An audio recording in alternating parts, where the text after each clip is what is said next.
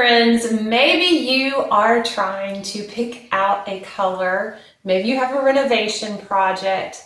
We are trying to pick out a color for our downstairs basement. Right now, it is this gorgeous, not so gorgeous green, which I can't wait to get rid of.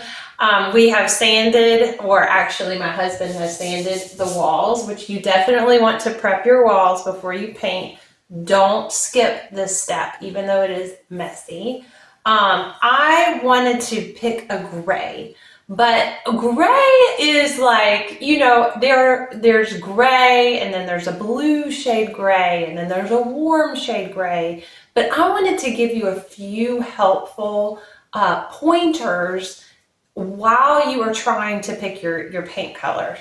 First, you want to figure out, are you going with a warm undertone or a cool undertone, right? So the cool undertones of grays are going to pull more like blues and more violets, and the warm, you're going to have more like green undertones and brown undertones. And most people can't decide, and so GREIGE is like the popular color because it is the perfect fusion of both. So that is what I decided to go with. But here's the other problem. There's all sorts of types of greiges to further complicate the problem. So there is agreeable gray, which is this shade right here. And agreeable gray seems to be the popular color. We went down to the Home Depot and he said, everybody is using agreeable gray. I said, I almost went with agreeable gray, but instead we are really thinking about going with repose gray. So you do want to, of course, paint a swatch of the wall to see which, you know, you can put colors next to each other. What was really kind of unusual to me was be aware that some of the colors, the Sherwin-Williams Repose Gray, we tried to get a little sample size, and it says it was not available in the sample size. So we actually purchased a quart of it. Although with the little fan, they can color match the color fan, and they can kind of pinpoint the color that you want. So that is also helpful. You can get these little swatches. Another pointer is see what are the color coordinating colors around it, because when you decorate, you normally don't want to just go with one color on the wall. You may have wainscoting, you can have trim, you can have furniture, and you want to have a color palette. So you don't want to decorate your house in just one tone. You want to have your main character. You want to have your foil colors that kind of complement, if you will. Another important consideration in choosing a paint color is, what is the rest of your house? If you painted the rest of your house in green tones, you really don't want to choose like a bright blue in another part of the house, because it's not going to be cohesive, it's not going to be contiguous, it's not going to flow. And so the eye likes to see patterns, it likes to see continuation. Just think about when you pick out an outfit, right? So you have your shirt, you have your blouse, which will be like a nice white, then you want a contrasting color like a black skirt, and then you have your jewelry, which is like a red necklace. So your jewelry will be equivalent to like the furniture. And depending on the undertones of the paint, there are certain tones there's certain furniture that even would clash with certain colors of the paint. So there's a lot of consideration. Also, once you get the paint on the wall, even if you change your mind $100 later, okay, so maybe it's $100 mistake, and are you willing to live with it?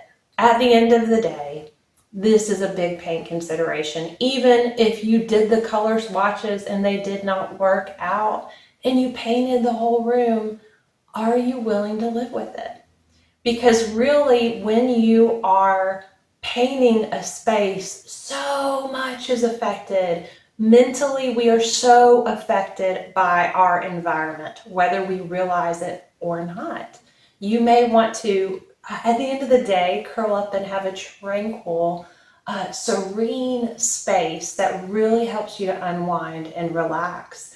Other colors are very, very energizing. So the color of the year for 2025, which is super trendy, this is the Beige collection, is called Rumors. As much as I love this kind of winey, kind of like cinematic, crimson red that is very vivacious and just looks gorgeous. I can't see myself long time having this on the wall, okay? And yes, it's beautiful, but this is the 2025 color, and there's going to be a different color for 2026 and 2027, and they're all going to be different. And unless you're planning on painting your walls every year, why don't you go with something that suits your style and your preference and your taste? So that's the other point that I want you to think about when creating a space and painting your walls. What do you want? Don't follow the trends. What do you want? What do you want? And then the last pointer when choosing a paint color is, who are the other people in the house? Let's say your husband hates the color and you love the color. Well, you kind of want to have a harmonious meeting of the minds when choosing paint color, because after all, you're not the only one who's going to live in that space. So let's go ahead and put some color on the wall and see what it looks like.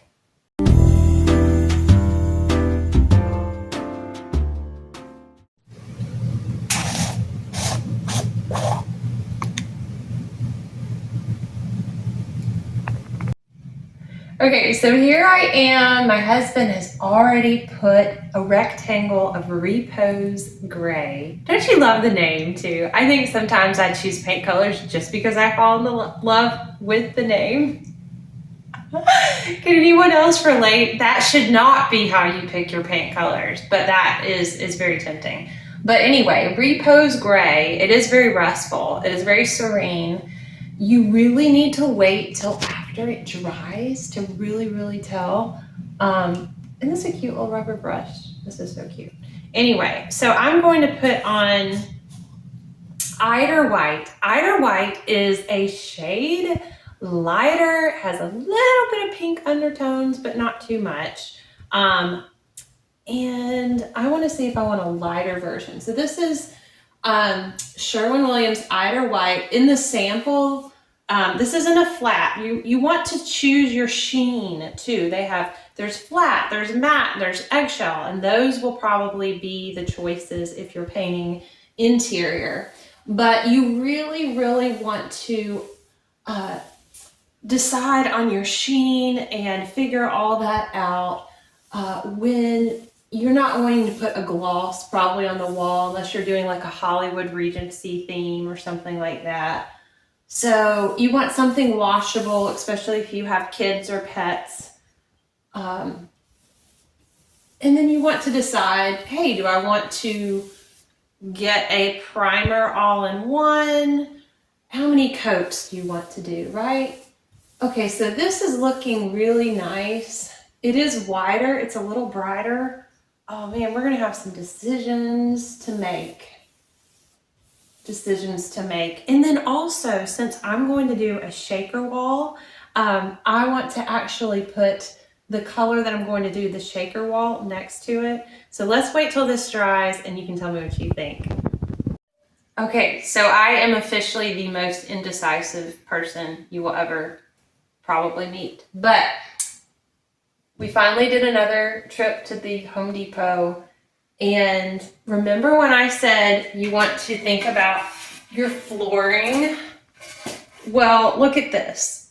light walls, light flooring, and light ceiling. If you look at the top of the ceiling, that is also light.